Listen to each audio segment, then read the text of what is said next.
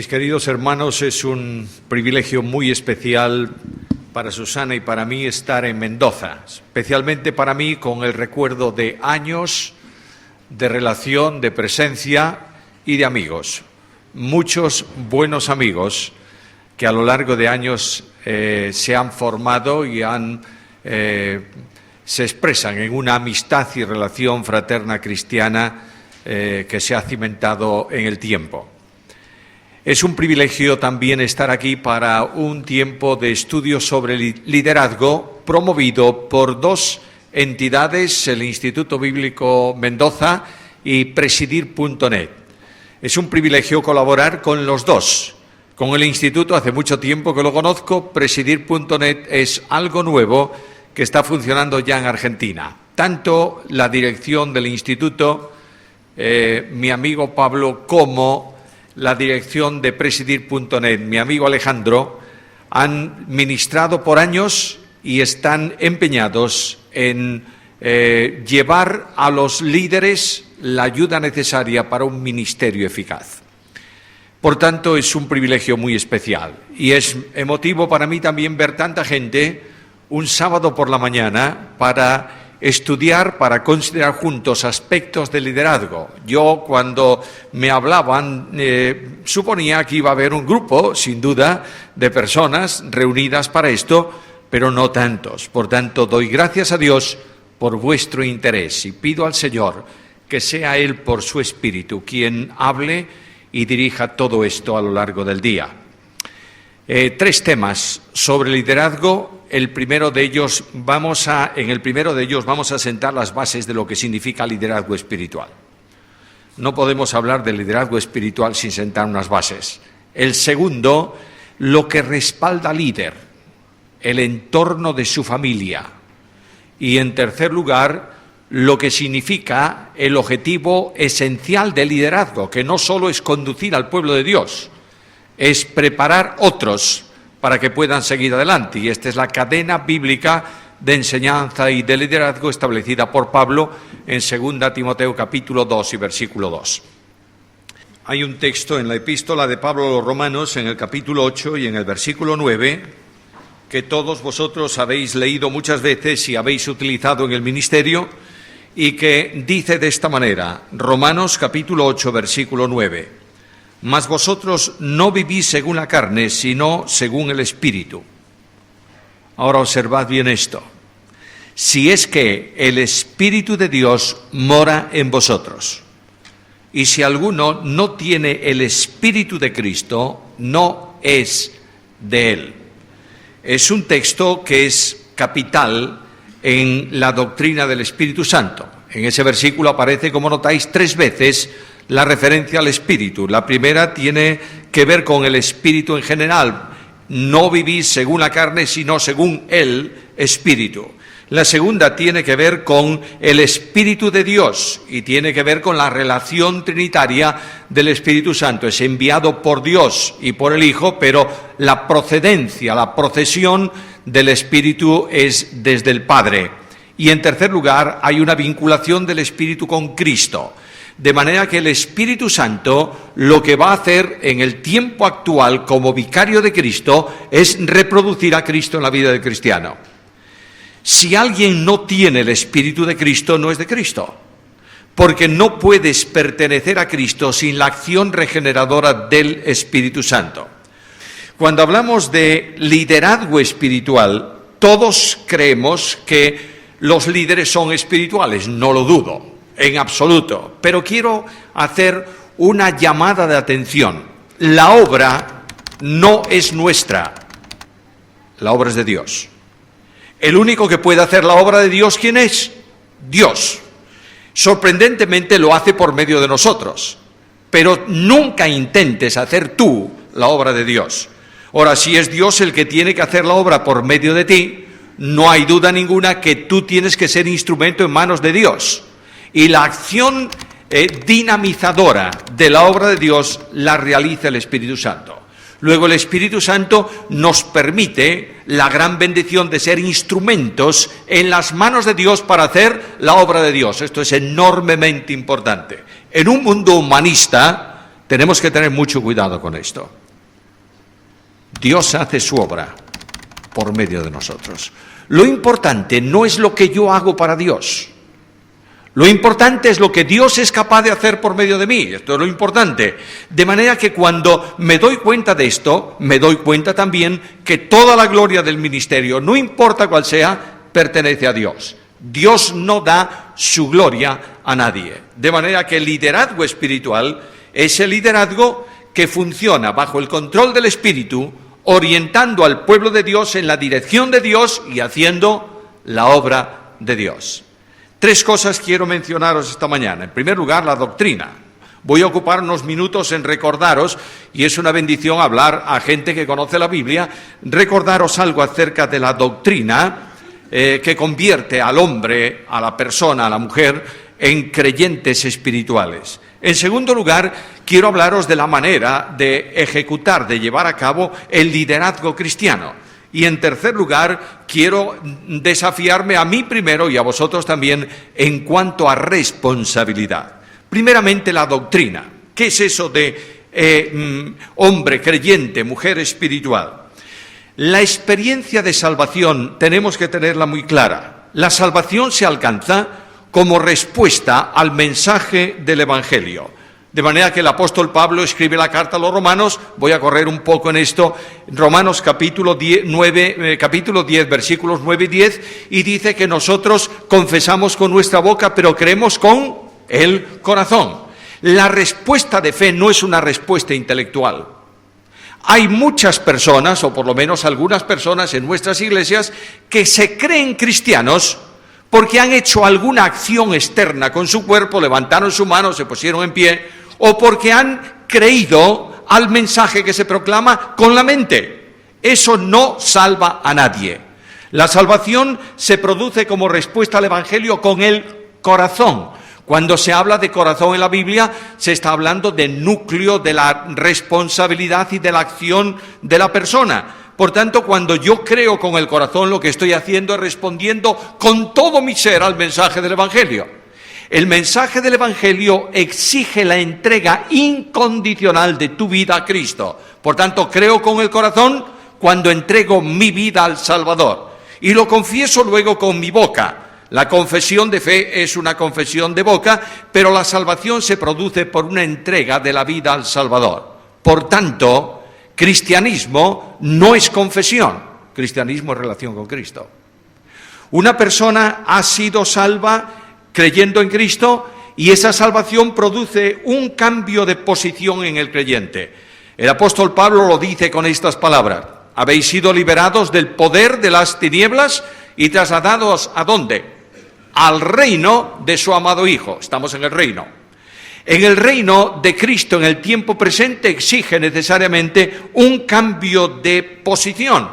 Ya no estás en la miseria de la vida anterior, estás en una posición de relación con Cristo. Pero la conversión produce necesariamente también un cambio de condición en el creyente.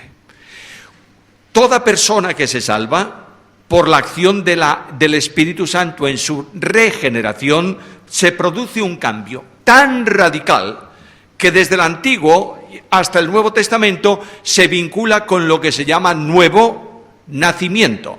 De manera que aquel fariseo viene a Cristo lleno de preocupaciones. Yo sé que Cristo es el Mesías, dice, porque nadie puede hacer las señales que él hace si no fuese Dios con él. Pero si es el Mesías, ¿qué va a ocurrir? Viene el reino. ¿Y cómo sé yo que entro en el reino? Todos los fariseos, los religiosos de entonces, habían cambiado nuevo nacimiento por práctica legal. De manera que, ¿cómo sé yo que he hecho lo suficiente para entrar? Y Cristo le dice, mira, si no naces, ni ves, ni entras. Es decir, la entrada al reino no es cuestión de religión, es cuestión de conversión a Cristo. Tengamos mucho cuidado esto, porque a veces pensamos que religión cristiana es una manifestación de aspectos externos prácticos de determinada religión. Cristianismo no es religión, es comunión con Cristo. Cristianismo no es hablar de Cristo, es vivir a Cristo. Por tanto, se produce un cambio que Pablo dice, las cosas viejas pasaron. ¿Y ahora qué? ¿Recuerdas el texto? No dice, comienzas a tener algunas cosas nuevas, no. Dice, todas las cosas ahora son nuevas. ¿Por qué? Porque estás viviéndola en una vida nueva. Es decir, en la vida de Dios en ti. Porque la vida eterna solamente la tiene Dios. Todos lo sabéis muy bien. Solamente Dios es eterno, solo Él puede ser eterno. A veces nosotros hablamos de eternidad y como hombres sujetos al tiempo, estamos mirando la eternidad como una impresionante extensión de tiempo antes de hoy y una impresionante extensión de tiempo después de hoy. Y hay predicadores que dicen, en la eternidad pasada. Y hay predicadores que hablan del cielo y dicen en la eternidad futura. No hay eternidad pasada ni futura. Eternidad es fuera de tiempo, es atemporalidad. Solo Dios es atemporal, porque Él existe sin principio y todo cuanto ha creado tuvo su principio. Ahora, esta vida eterna que es potestativa y privativa de Dios, se nos comunica a nosotros por el único mediador entre Dios y los hombres, que es Jesucristo. De manera que yo tengo, dice Pedro, soy participante de la divina naturaleza. Luego la vida que yo tengo es una vida totalmente diferente, producto y resultado de la regeneración del Espíritu Santo. La regeneración del Espíritu Santo comienza por el bautismo del Espíritu. El Espíritu Santo toma a cada creyente, lo vincula, lo une vitalmente a Cristo. Solamente tengo vida eterna cuando estoy en Cristo. Todos lo sabéis bien, ¿verdad? Hay personas que creen que la vida eterna se obtiene por estar muy cerca de Cristo. Tú puedes estar cerquísima de Cristo y no tienes vida eterna. Solo tienes vida eterna cuando el Espíritu te coloca en Cristo y te identifica con Cristo, posicionándote en Cristo. De manera que Pablo en la carta a los Corintios, en el capítulo 1, versículo 30, dice que Cristo nos ha sido hecho justificación, santificación, de manera que Cristo nos hace todo y redención. En Cristo tengo todo, sin Cristo no tengo nada. Y Jesucristo dijo, separados de mí, nada podéis hacer. Escucha esto, por favor. La santidad de vida no es una opción. La santidad de vida es la única forma de vida cristiana. Pero tú no puedes ser santo por tu esfuerzo personal. De manera ninguna. Nunca lo vas a alcanzar. Tú eres santo en la medida en que el Espíritu reproduce a Cristo en ti. Solo así eres santo. La santidad para algunas personas, y hay líderes que lo enseñan así a sus congregaciones, consiste en no hagas, no gustes, no toques, no manejes. Y la gente lo que está sufriendo es una tremenda losa espiritual sobre él. Y son exactamente igual que eran. No hay cambio ninguno. Santo, eres santo cuando el santo de Dios, Jesucristo, se hace vida en tu vida. Y tú puedes decir como Pablo, para mí el vivir es Cristo. Ahora, esa vida espiritual, por posicionamiento en Cristo, te da comunión con las personas divinas. Comunión con las personas divinas significa, en la Biblia, mantener una relación de intimidad con ellas y participar en su misma vida. La relación de intimidad significa que tú tienes que estar en contacto con el Padre y con el Hijo para ser salvo. ¿Recuerdas lo que dice Jesús? ¿Qué es la vida eterna? Que te conozcan a ti. En la Biblia, conocer no tiene nada que ver con intelectualidad, sino con relación de vida. La primera vez que ese verbo aparece en la Biblia está en Génesis capítulo 4, cuando dice que conoció Adán a su mujer Eva. No está hablando de intelecto, está hablando de relación matrimonial. Por tanto, para tener vida eterna tienes que tener relación con el Padre. Y no puedes tener relación con el Padre si no es por medio de Jesucristo, único mediador entre Dios y los hombres. Ahora, Dios te comunica en Cristo su propia vida y tú dejas de ser como eras para ser una nueva creación de Dios. Esa nueva creación de Dios va a traer necesariamente una nueva orientación. Colosenses 3:1 dice que ¿Qué dice 3.1 de Colosenses? Leámoslo. Si habéis, pues, resucitado, ya que habéis resucitado con Cristo, buscad las cosas de arriba, donde está Cristo sentado a la diestra de Dios, poned la mira en las cosas de arriba. A veces entendemos este texto un poco extrañamente. Es como si tú caminases por las calles de la ciudad. ¿Lo has probado alguna vez? No lo pruebes. Y menos en Mendoza te vas a caer en algún zanjón de esos. Es como si yo te dijese, mira, la mejor forma de caminar es caminar con la cabeza mirando arriba. Te vas a dar golpes permanentemente. Lo que dice el texto es que tu vida está arriba. Por tanto, tu orientación es una orientación celestial. ¿Está claro? Busca las cosas de arriba porque es donde tú estás. Tu vida está escondida con Cristo en Dios. Ahora, las consecuencias prácticas de esta identificación. Estoy por ahí en el punto 3 del PowerPoint. Pobres los que están manejando PowerPoint, conmigo lo pasan mal. Primera consecuencia. Hermanos pastores, ancianos, líderes de la Iglesia. Primera consecuencia. El que está identificado con Cristo es siervo de Cristo. La Iglesia de Cristo está sobrada de grandes.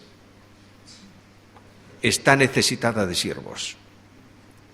La Iglesia de Cristo tiene hombres que tratan de demostrar delante de las congregaciones su conocimiento técnico de 1000 cosas, entre otras del griego bíblico. Ojalá todos los creyentes pudieran leer el griego bíblico, ojalá. Si todos leyesen el griego bíblico, hablarían menos de griego en el púlpito de la Iglesia. Pero lo que quiero deciros es que la grandeza del ministerio no está en ser el doctor tal o el doctor cual, o el pastor X o el ministro tal. El honor supremo de un cristiano es ser siervo de Cristo. Luego el liderazgo de la Iglesia no puede ser más que esto. ¿Por qué razón? Porque Cristo fue siervo. Y Cristo dijo, yo vine para ser servido. No, dice, yo vine para servir, no para ser servido y dar mi vida en precio, en rescate por todos. Ahora, el servicio absoluto solo es posible desde la identificación con Cristo. El apóstol Pablo escribe la carta a los Filipenses, capítulo 2, versículo 5, y dice, haya pues en vosotros este sentir, el mismo, el idéntico sentir que hubo en Cristo Jesús. Y cuando Pablo habla de ese idéntico sentir, está hablando de un proceso de descenso, en el cual Cristo desciende desde la gloria hasta el sepulcro, pasando por la cruz, en una entrega incondicional. La señal del esclavo está puesta en Cristo. Cuando tú lees la carta a los Hebreos, lees que el escritor, refiriéndose a la cruz, dice, sacrificio y ofrenda por el pecado no quisiste ni te agradaron, has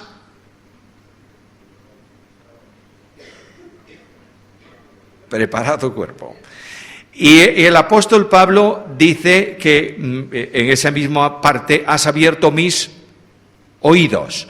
El abrir mis oídos está tomado del Salmo mesiánico. Y el Salmo mesiánico está tomado de el siervo voluntario por amor. Cuando un hombre estaba en casa de una persona y quería ser esclavo perpetuo de él, iba el dueño a la puerta de la ciudad y le perforaban con una lezna el óvulo de la oreja derecha y era esclavo voluntario. Cristo vino al campo de los hombres tomando forma de siervo. Sabéis muy bien que cuando Cristo se hace hombre no se humilla, simplemente se limita. Viene a una experiencia limitada. Pero cuando Cristo se hace siervo se humilla. Es ahí donde aparece la gran humillación. Cristo va a hacerse siervo hasta dar su vida por nosotros, no puede dar nada más. El apóstol Pablo, hablando de esto en la carta segunda a los Corintios, dice estas palabras, ya conocéis la gracia de nuestro Señor Jesucristo, que por amor de vosotros se hizo pobre, siendo rico, para que vosotros, con su pobreza, fueseis enriquecidos. Permitidme un paréntesis, no está en la nota. ¿Has leído el versículo con calma? Cuando Cristo está en la tierra, ¿es el Hijo de Dios o no? ¿Sí o no? ¿Y es el unigénito del Padre o no? ¿Quiere decir que el Padre no tiene otro hijo así? No. Y la Biblia dice que Dios hizo todo en Cristo, por Cristo y... Entonces, cuando Él está en tierra, ¿dónde está la pobreza de Jesús? Él dice, se hizo pobre. ¿Qué es esto? En el plano de la deidad hay que estudiar pobreza de otra forma distinta a la comprensión del hombre. Cuando se vincula a Dios, no importa que sea en su condición eterna, divina o en su naturaleza humana aquí en la tierra, estamos vinculando la pobreza a la expresión de no poder dar más. Es decir, Dios dio a su Hijo, ¿puede dar más? No, no tiene más que dar. ¿Y el Hijo va a dar su vida? ¿Puede dar más? No, no tiene más que dar. Imagínate tú que yo tengo 1 euro y, bueno, sí, 1 euro, nada más que 1 euro. En el bolsillo tengo 1 euro y un pobre viene a la calle y me dice, ¿me puedes dar una limosna? Y yo meto la mano al bolsillo y le doy el euro. Y más adelante encuentro otro pobre y me dice, ¿me puedes dar algo? Y yo le digo, no tengo nada. Y el pobre me dice, eres más pobre que yo, porque yo tengo aquí unas monedas que me han dado. Es decir, yo llego a la expresión máxima de pobreza temporal, momentánea, cuando no puedo, aunque quiera, dar más. Esta es la gracia. Cuando Cristo viene al mundo no puede dar más porque da su vida por nosotros. Y en esa entrega que convierte a Dios en pobreza absoluta, en el sentido de que no puede dar más, yo soy enriquecido en Cristo Jesús. Ahora ya tengo a Cristo, ya tengo una vida nueva y quiero liderar, quiero trabajar para el Señor. Dios me va a dar los elementos necesarios para manifestar a Cristo, porque liderar en la iglesia sigue siendo manifestar a Cristo, ¿o no? Naturalmente que sí. Lo primero que me va a dar Dios es la esfera esencial para poder ser un líder. ¿Sabes cuál es? El amor. Quiero recordarte esto. La iglesia de Cristo no se distingue por doctrina. Cristo no dijo, en esto conocerán que sois mis discípulos en que creéis lo mismo. No dice eso, nunca lo dijo. Pero Cristo dijo, en esto conocerán que sois mis discípulos si tuvieseis amor los unos para con los otros. Aunque trate de meter los otros temas, yo quiero ser puntual hoy. Aunque trate de meter los otros temas a lo largo del día, si me queda algo voy a ir colocándolo por ahí. Pero creo que son elementos esenciales. Todo aquello que se hace en la iglesia sin amor, dice Pablo en la carta a los Corintios, que es ruido, que molesta a Dios y molesta a la iglesia. Cualquier ministerio hecho sin amor no está siendo hecho conforme a Cristo. ¿Entiendes esto? Por tanto, el Espíritu Santo me capacita para que ame en la dimensión que Él exige. Y en Romanos 5:5 dice que el Espíritu de Dios ha derramado su amor en mi corazón. Fíjate que no dice lo dio, dice lo derramó. Es decir, lo ha dado en abundancia suficiente para que rebase tu vida y se exprese a los demás. Cuando una persona, sea líder o no, en la iglesia es incapaz de amar a su hermano, tiene que preguntarse si ha nacido de nuevo. Porque el apóstol Juan dice que aquel que no ama a su hermano no ha visto a Dios, no lo ha conocido.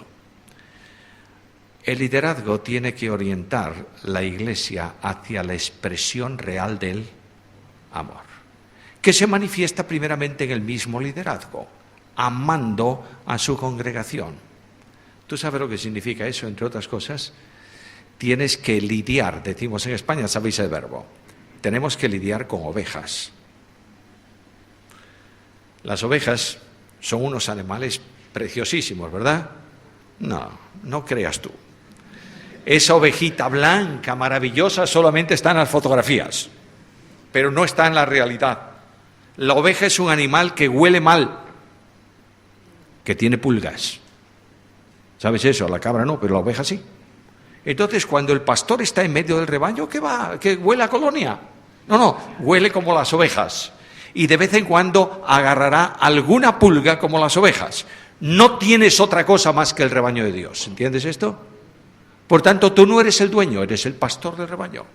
Y lo que el buen pastor de las ovejas hace es buscar la oveja que se ha extraviado, levantar la que tiene la pierna averiada y conducir a todas en el camino del amor. Cuando Cristo restaura a Pedro, recordáis la negación de Pedro, ¿verdad? Pedro negó a Cristo ¿cuántas veces? 3. Y de pronto Pedro se encuentra con Cristo. Y Cristo le pregunta a Pedro, ¿qué? ¿Me amas? ¿Cuántas veces? ¿Por qué? Bueno, porque le negó 13. Bueno, eso es muy fácil de decir así. Pero creo que hay otra enseñanza mucho más profunda ahí. Cada vez que Cristo habla con Pedro, le dice, vamos a ver, Pedro, ¿tú me amas? Sí. ¿Qué dice? Apacienta mis ovejas. Segunda vez, ¿estás seguro, Pedro, que me amas? Sí. Apacienta mis ovejas. Tercera vez, ¿me amas? Tú sabes todo. Tú sabes que te amo. Lo que está diciéndole Cristo es, Simón Pedro, si no me amas, no puedes apacentar mis ovejas. Es capital, es esencial esto en la vida cristiana. Sin amor no hay liderazgo espiritual, porque el Espíritu derrama amor en el corazón del líder. El creyente camina en la senda de Dios. ¿Y cuál es la senda de Dios? En Efesios capítulo 2, versículo 10, dice que Dios ha establecido buenas obras de antemano. ¿Para qué? ¿Para que las hagamos? No dice que eso. Dice para que anduviésemos en ella. Es decir, para que el estilo, andar ese estilo de vida, forma visible de vida, para que el estilo de vida sea buen obrar. ¿Quién anduvo haciendo bienes en la tierra? Solo Jesús. Solamente de él se da testimonio de que anduvo haciendo bienes. Por tanto, practicar las obras de Dios significa andar por donde él anduvo. Esto solo es posible en la medida en que el Espíritu Santo reproduce a Cristo en tu vida. Una de las cosas que tenemos que aprender en el liderazgo es la capacidad de perdón. Qué difícil me resulta esto, créedmelo. La lección me cuesta un disgusto cada mes, pero tengo que ir aprendiéndola. Y la escuela de Dios es darme hasta que aprenda la lección. La lección de la capacidad de perdón es esencial, porque quiero decirte que el hombre espiritual, es decir, el controlado por el Espíritu, no se mide por la capacidad de reprender, sino por la capacidad de restaurar. Y ahí tienes Gálatas capítulo 6. Vosotros que sois espirituales, restauradlo con espíritu de mansedumbre. El líder espiritual, el hombre espiritual, tiene la capacidad de someterse a los demás. Pablo escribe una carta sobre la iglesia. Está escribiendo la carta a los Efesios. ¿Cuál es el tema? La iglesia. ¿Es difícil? Muy complicado. Y de pronto Pablo hace un alto y dice, bueno, ya hablé de la iglesia en la proyección eterna, de la iglesia en la tierra, de la dotación para la iglesia. Quiero poner un ejemplo para que me entiendan los que leen la carta qué quiero decir. Y dice, sometiéndoos unos a otros los maridos, amén. No tiene interés Pablo en hablar de matrimonio. Es el ejemplo que busca. Y después de hablar de matrimonio, dice, pero yo digo esto de Cristo y de la iglesia. Pero antes dijo algo muy serio. Maridos, amad a vuestras mujeres, ¿cómo? Si yo pudiera sacar ese versículo, lo sacaba. O al menos una parte. Amad a vuestras mujeres. Bueno, ya lo sé, pero Cristo dice, Pablo dice, así como Cristo amó a la iglesia. ¿Y dice algo más? Y se entregó a sí mismo por ella. No puedes ser un líder espiritual si no estás entregado a tu esposa. Veremos esto en el siguiente tema. Pero quiero deciros algo muy importante. No confundas La obra de la Iglesia es de Dios, que hace por medio de ti. La responsabilidad de la familia es tuya. Y un líder no puede decir, vivo en la obra de Dios y abandono a mi familia. Grandes fracasos de familia, de líderes, están en el abandono que sufrieron a lo largo del tiempo. Eso no es bíblico ni es bueno. Veremos esto en el ejemplo de Moisés. Capacidad desinteresada hacia los otros, etcétera, etcétera. Todo esto tiene que ver con el concepto bíblico de hombre espiritual. Ahora, ¿qué es un líder? Palabra extraña. Durante mucho tiempo cuestionadísima. Y algunos hoy dicen esa palabra no está en la Biblia. Y no es castellana, no, ya está en el diccionario castellano. De manera que el líder está en la Biblia, ¿cómo no? Cuando tú lees en Hebreos sobre el ministerio de Cristo, dice el autor y con su... La palabra autor, ahí tiene con adalid, el que va adelante, eso es la palabra líder.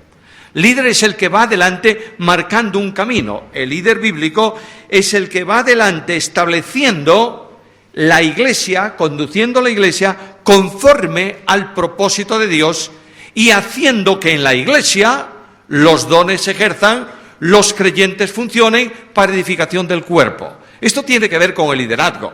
Las iglesias evangélicas a veces son grandes teatros en donde hay un actor o dos y el resto puros espectadores. Eso no es la iglesia de Cristo.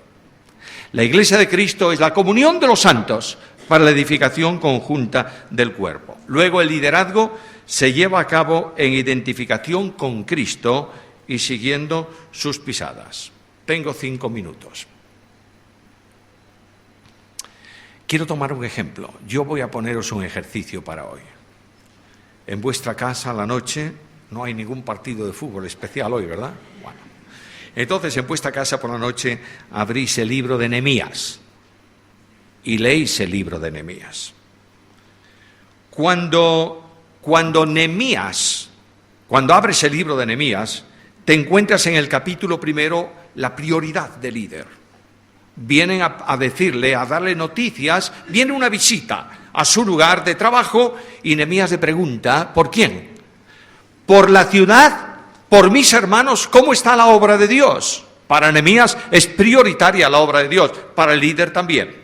Por tanto, el líder pregunta no por sus intereses, sino por la obra de Dios. Y de pronto a Nehemías, capítulo 1, versículo 4, le dicen algo muy serio. La ciudad desierta, vamos, las puertas caídas, las murallas tiradas, los enemigos siendo el pueblo de Israel oprobio en boca de los enemigos ¿Y qué hace el líder? ¿Qué haría yo? ¿Sabéis lo que haría yo? Vamos allá rápido. Reunamos unos cuantos que hay que hablar del problema. No. Dice el texto que entonces se sentó. Es decir, hay un tiempo de reflexión. No puedes conducir una empresa sin reflexionar, ¿verdad? No. El gran director general de una empresa no funciona por impulsos, funciona por lógica. De manera que los líderes en la obra tienen que reflexionar sobre el asunto. Pararse. Siempre andamos con prisa, ¿o no? Reunión. ¿Reunión para qué? Para hablar del problema que originó el problema anterior. Siempre tenemos un problema. Y nuestras reuniones son reuniones de problema, más problema, hablamos 5 horas del problema y luego no le podemos dar solución al problema. Los líderes tienen que pararse. Vamos a parar. Segunda cosa que hizo, lloró. ¿Cómo? Sí, Nehemías lloró frente al problema, especialmente porque Nehemías sabía que él no era capaz, no tenía él recursos para solucionar el problema y era un problema grave. Estamos viviendo en la iglesia de la queja. Yo visito muchas iglesias a lo largo del mundo y casi siempre los líderes me dicen, mira, es que esto tal, es que aquello cual, quejándote. No tengo una sola promesa para la queja en la Biblia. No encuentro una promesa que diga bienaventurado el que se queja. No. Pero encuentro una promesa para las lágrimas. Bienaventurados los que lloran, porque ellos recibirán consolación. Los problemas deben gravitar sobre el alma del líder de tal manera que le haga venir directamente a la presencia de Dios y decir: Señor, sé propicio a tu pueblo. Después ayunó. Esto del ayuno, pero eso es muy bíblico, porque Cristo dijo: hoy no ayunan porque estoy yo, pero cuando yo me vaya, ayunarán. Nehemías ayunó, dice, durante muchos días. Si tú haces el cálculo, 3 meses. ¿Quiere decir que Nehemías en 3 meses no comió?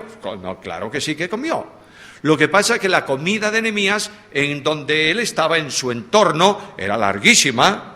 Comían 1 hora o 2 horas, luego descansaban, luego... Lo que hizo Nehemías con toda seguridad fue dedicar tiempo solo a lo necesario y estricto de la comida, y el resto oró. Dedicó a orar. La oración es vital en el líder espiritual, porque Cristo lo hizo. Cuando Cristo quiso escoger los 12 discípulos, ¿qué hizo? Pasó toda la noche orando. Hermanos, las reuniones de liderazgo hoy por hoy generalmente dedican 1/10 parte a la oración y un 90% a la discusión. Reunión de líderes, casi siempre a última hora del día, porque además hay prisa. Que alguien comience con una oración, este es el requisito. Luego, horas de discusión y más discusión. Oye, que vamos a dormir aquí, vámonos ya hablaremos de esto mañana. Que alguien nos despide en oración. No, vamos muy mal. La oración es la fuente del poder, ¿lo crees? El liderazgo tiene que comenzar a hablar menos y orar más. Yo no puedo confrontar un problema que no es mío, que es de la obra, sin hablar con el Señor de la obra, del problema, y pedirle los recursos, la capacidad intelectual y la fuerza espiritual para afrontarlo. Más oración, queridos. Si orásemos más, discutiríamos menos. Si orásemos más, nos amaríamos más. La obra de Dios exige oración. Luego, aquel hombre se encuentra con serias dificultades en ese libro. Cuando tú tratas de poner en marcha la obra de Dios, el enemigo va a venir inmediatamente. Y una de las cosas que él dice, habla con el emperador, la cara de Nehemías está triste. ¿Y tú sabes lo que ocurría con un copero o un panadero de un emperador cuando tenía la cara triste? Le cortaban la cabeza para que no tuviese cara triste, porque podía estar tramando algo. ¿Qué te pasa? ¿Que no tienes problemas? ¿Por qué estás así? ¿Por qué estás nervioso? Bueno, Señor, yo estuve orando por ti y ahora de aquí no salgo. ¿Qué hace Nehemías? Ora a Dios, responde el rey. Y el enorme milagro. El rey le concede una prórroga en su trabajo, un tiempo de descanso. ¿Cuánto tiempo necesita? Si se lo dije, dice Nehemías. ¿Cuánto? 12 años. Tú has visto durante un tiempo de restauración, de construcción, de actividad. Y luego Nehemías había planificado, sabía dónde tenía la madera para la obra. Un líder que no planifica no es un buen líder. Una iglesia sin proyección de futuro no es una buena iglesia. Tengo que saber a dónde voy y el camino para seguirlo, porque esto es lo mínimo que yo puedo hacer. Estudió donde había madera, cómo se llamaba el guarda del bosque. Este era un hombre que estaba funcionando extraordinariamente. Y luego viene a la actividad. Y una de las cosas, concederme 5 minutos más, por favor. Perdonadme, pero como empezamos tarde, pues quiero... Cuando él llega allí, llama a los líderes para que vean cómo están las cosas. No reúne él a los líderes del pueblo, le dice, a ver, ¿qué estáis haciendo? ¿Durmiendo vosotros y el muro así? No dice nada. Los llama para integrarlos en el problema. Y les dice, mirad, juzgad vosotros, ¿estáis bien o no? No, vosotros mismos tenéis que entender que tenemos que trabajar. Pero él había recorrido durante toda la noche solo la ciudad para ver cómo estaba la ciudad. Hay líderes que están juzgando los problemas por lo que le dicen. Hay líderes que están hablando de problemas que desconocen. Métete en el problema. Nunca se te ocurra dialogar o razonar sobre un problema sin tener la dimensión del problema a tu alcance, hecha por ti. Y ahora tenemos que trabajar. ¿Cuántos? Todos. Va a haber algunos que cuando pongas a trabajar a todos, va a haber algunos que digan, no, yo no quiero trabajar. Los tecoitas, dice el libro, los grandes no quisieron trabajar. Bueno, la obra para ellos era... ¿Sabes por qué no quisieron trabajar? Porque la obra era muy pequeña y ellos eran muy grandes. Este es un problema. Pero Dios, el Espíritu, hace la selección. Yo no hago nada si no me ponen en el púlpito, pues entonces siéntate en un banco. No, esto es poco para mí, pues entonces no hagas nada. El siervo no pregunta al dueño lo que tiene que hacer. Hace lo que le dicen, ¿es así o no? ¿Tú crees que en tu vida el Espíritu Santo está controlando tu liderazgo? ¿Qué pasaría si el Espíritu te dice, siéntate en ese banco durante 3 meses sin hacer nada? Oh, es que yo, si dices es que yo, estás colocándote tú delante del plan de Dios, ¿entiendes? Yo quiero hacer lo que el Señor diga. Y el Señor, cuando es así, actúa abriendo camino. Ahora, hay algo muy interesante, busquen ese capítulo. Están edificando los muros los hombres y las mujeres. Y ahí se menciona directamente, él con sus hijas. Pero si las mujeres no pueden hacer cosas en la obra, ¿cómo no? Y mucho menos levantar muros, ¿cómo no? Ahí tienes todo el pueblo integrado. Y luego Nehemías sabía quién podía trabajar más allá de su casa y quién podía trabajar solo delante de su casa, porque conocía al pueblo. Hay pastores de iglesia que no conocen la congregación. Lo más trágico para mí sería que alguien me dijese en mi iglesia, oye, fulano de tal, ¿en qué trabaja? No lo sé. Mal asunto. Tienes que conocer lo que son capaces y dónde pueden servir. No hay nadie en tu iglesia que no tenga algo que hacer, porque no hay nadie en tu iglesia que no tenga dones. Por tanto, lo que tú tienes que hacer es abrir cauce para que todos sirvan en la iglesia conforme a sus dones para la gloria de Dios. Finalmente, Nehemías, el líder, llevó la iglesia a la Biblia. Hay 2 grandes cultos con lectura de la Biblia desde el alba hasta el mediodía. Y están los hombres, las mujeres y todos los que podían entender. ¿Sabes qué se refieren los adolescentes? Los que ya pueden entender el mensaje. ¿Y qué ocurrió? Se abrió la Biblia y los que eran capaces de enseñar, ¿qué hicieron? Enseñaron. No todos pueden enseñar en la iglesia. Tienen que enseñar en la iglesia los que el Espíritu Santo capacitó para eso. Todos pueden participar en aliento, exhortación, todos pueden participar. Pero Dios, dice Pablo en Efesios, ha dado a unos pastores, maestros y evangelistas. Por tanto, hay dones específicos.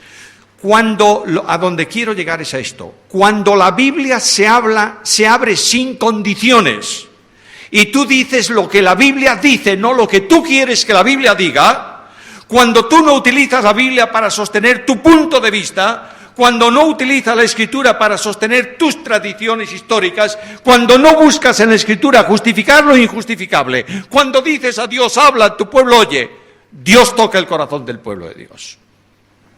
Y hay pecado que se confiesa. Y hay restauración espiritual. Las iglesias, muchas iglesias, yo no conozco vuestras iglesias, hablo con toda libertad. Hay iglesias que son llevadas a partes de la Biblia, pero no a la Biblia. Hay iglesias que nunca han escuchado la exposición del libro de Levítico. No pretendas que entiendan hebreos. Hay iglesias que nunca se les ha predicado sofonías. ni Malaquías, parecen enfermedades más que libros.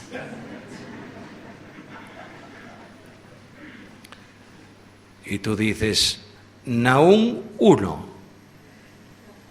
¿Qué? Nahum. Y como no sabe dónde está, lo busca en el índice. Y como ese libro no se usa, está pegado. Cuando busca el versículo, terminó el sermón. Bueno, nos reímos. ¿Y las escuelas de niños qué? Bueno, cuentecitos para los niños. Son para entretenerlos. ¿Cómo va a entretenerlos? Iglesia sin Biblia es iglesia en fracaso. Solo la Biblia en el púlpito. Y cualquier cosa que no sea Biblia, fuera del púlpito.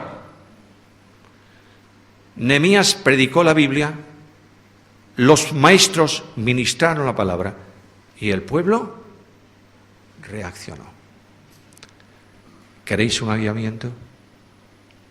Oración, Biblia. Cuando esto se produce, Dios actúa y hace Él su obra. Gracias por vuestra atención.